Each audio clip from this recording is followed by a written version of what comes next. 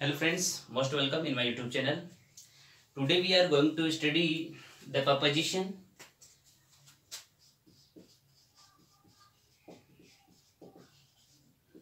देखिए preposition के कुछ एक जो preposition है उसका स्टडी हमने कर लिया था। आज हम जो स्टडी करने जा रहे हैं वो आपका preposition है use of into. Into preposition का यूज कहाँ होता है? सबसे इम्पोर्टेंट, इन देखा, ऑन देखा, अपॉन देखा। अब आज यहाँ पर स्टडी कर रहे हैं इनटू की। तो देखिए सबसे पहला जो कॉन्सेप्ट है इस इनटू में वो आपका कॉन्सेप्ट है किसी भी चीज के अंदर गति के लिए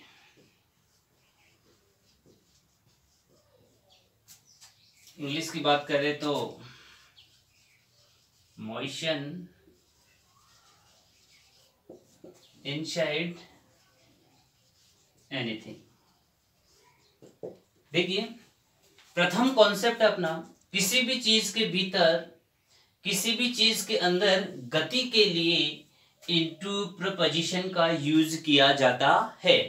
उसके बाद में मोशन इनसाइड एनीथिंग, यानी किसी भी चीज के अंदर गति हो तो हम वहां पर इनटू जो प्रपोजिशन है उसका यूज करते हैं। एग्जाम्पल की बात करते हैं तो एग्जाम्पल है सी जंप्ड इनटू द रिवर। देखिए ये सी इस रिवर के अंदर गति करती हुई जाएगी, ऐसी जंप करेगी, तो ऐसी स्थिति में हम यहाँ पर इनटू प्रपोजिशन का यूज करते हैं। सेकंड कॉन्सेप्ट है इसका, एक माध्यम से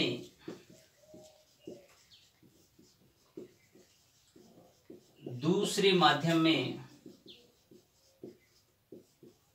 परिवर्तन के लिए भी।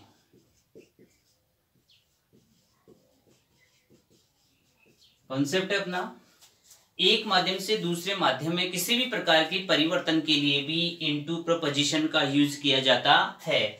देखिए कैसे, एग्जाम्पल है इसका, अक्सर अपन बोलते हैं ट्रांसलेट इनटू इंग्लिश। कहने का मतलब आपका हिंदी था और हिंदी से आप इंग्लिश में उसका ट्रांसलेट कर रहे हैं। तो कहने का मतलब एक माध्यम से आप दूसरे माध्यम में प्रवेश कर रहे हैं, उसको परिवर्तित कर रहे हैं, तो हम वहां पर कौन से प्रपोजिशन का यूज करते हैं? इनटू प्रपोजिशन का यूज वहां पर किया जाता है। ठीक है, ये थे आपके two concept of into preposition. तीसरे कॉन्सेप्ट की बात करते हैं।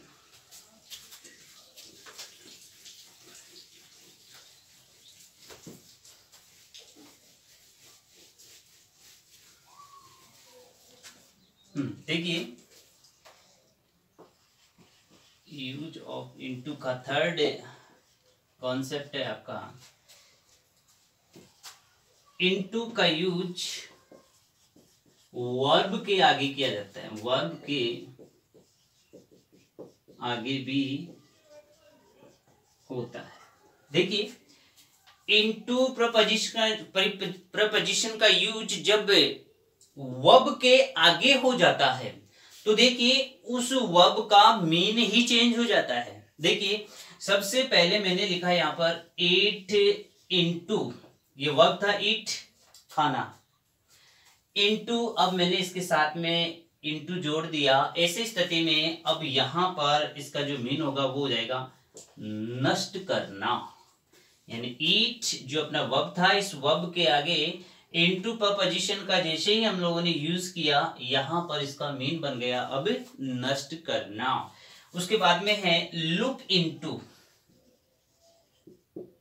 लुक इनटू, लुक का देखना होता है, इनटू का इनटू प्रपोजिशन का यूज कर दिया, अब ये आपका बन गया यहां पर जांच करना।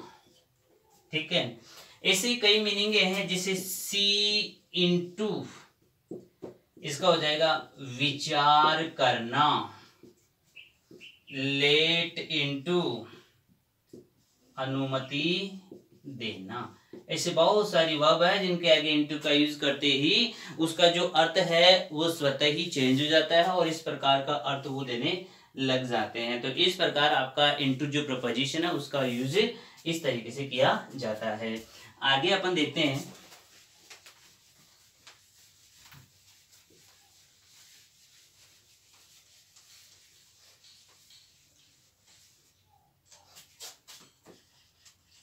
Use of among.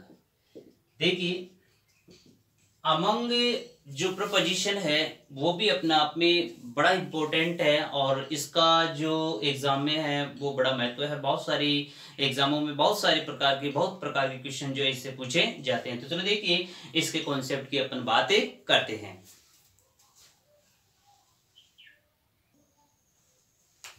देखिए कॉन्सेप्ट नंबर फर्स्ट बनेगा इसका, बात करते हैं दो से अधिक व्यक्तियों के बीच किसी भी प्रकार की, चाहे वो डिस्ट्रीब्यूशन हो डिवाइडेशन हो, उन सब के लिए हम यहाँ पर अमंग प्रपोजिशन का यूज किया जाता है। यानी कहने का मतलब ये हुआ कि व्यक्ति जो होंगे वो दो से अधिक होंगे और उन दो से अधिक व्यक्तियों के बीच जो कुछ भी यहाँ पर जिक्र किया जाता है वो आपका अमंग प्रपोजिशन का यूज करवाएगा।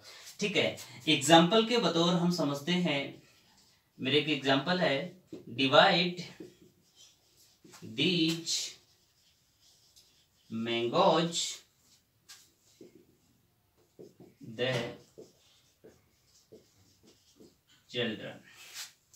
सेंटेंस है मेरा, divide these mangoes the children. चलो देखिए दो से अधिक, यहां पर बच्चे, श्योर सी बात है दो से अधिक हैं, तो अब उन फलों को डिवाइड करने की, मैंगो जो है उनको डिवाइड करने की बात हो रही है, तो दो से अधिक है तो इस स्थिति में यहां पर अमंग का यूज किया जाता है। ठीक है, देखिए ये तो हम लोग भली बात ही जानते हैं, ये रूल तो बहुत ही अपन अच्छे तरीके से छोटे लेवल से ही पढ़ते हुए आ रहे होते हैं। अब देखिए बहुत सेकंड कॉन्सेप्ट की बात करते हैं। सेकंड कॉन्सेप्ट में होता क्या है, एक आपका आता है अमंग और एक आता है अमंगस्ट।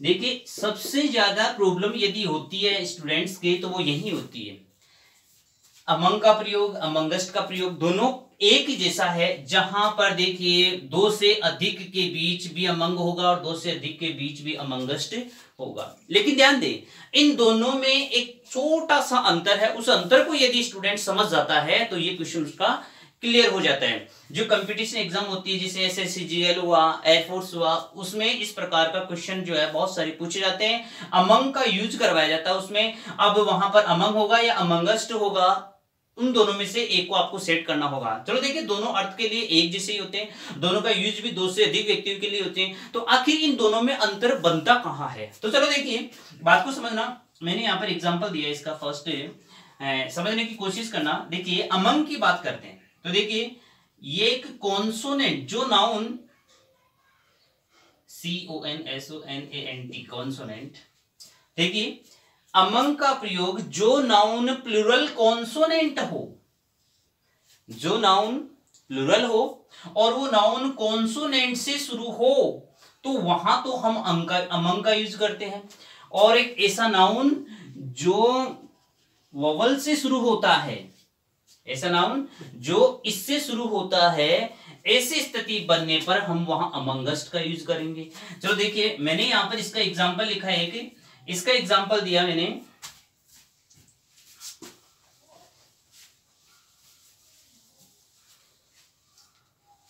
इसका मैंने एक एग्जांपल लिखा है यहां पर, अमंग द बॉय।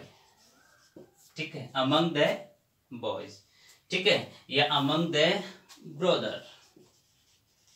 ठीक है, दूसरा मैंने लिख दिया यहां पर अमंगस्ट आवर ब्रदर्स। इस तरीके से आपके सेंटेंस को सोल्व आउट करना। चलो देखिए यहां पर तो इससे पहले और वोवल होने पर हमने अमंगस्ट का यूज कर दिया, यहां पर द है तो द यहां होने पर ये यहां पर कॉन्सोनेंट है, तो इसी स्थिति में अमंग का यूज कर दिया। तो सबसे इंपॉर्टेंट है ये अमंग और अमंगस्ट, इससे रिलेटेड एग्जाम में क्वेश्चन पूछा जाता है। तो आप इस प्रकार के जो भी इसमें जो भेद बन रहा है उसको आप अच्छी तरीके से दिमाग में सेट कर लें। चलो देखते हैं next.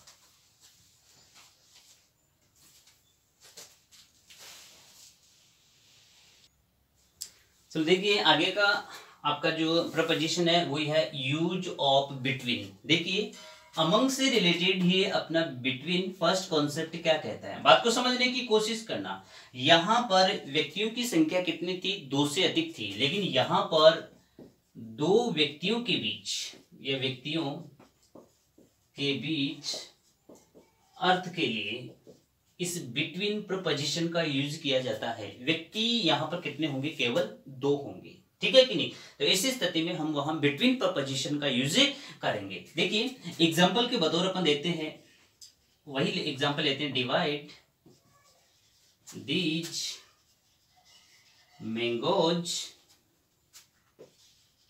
You and me. Divide these mangoes you and me. समझने की कोशिश करना कि आप इन फलों को आप में और मुझ में बांटिए। देखिए बात को समझना, यहां पर अब यहां पर बिटवीन भी आएगा ना,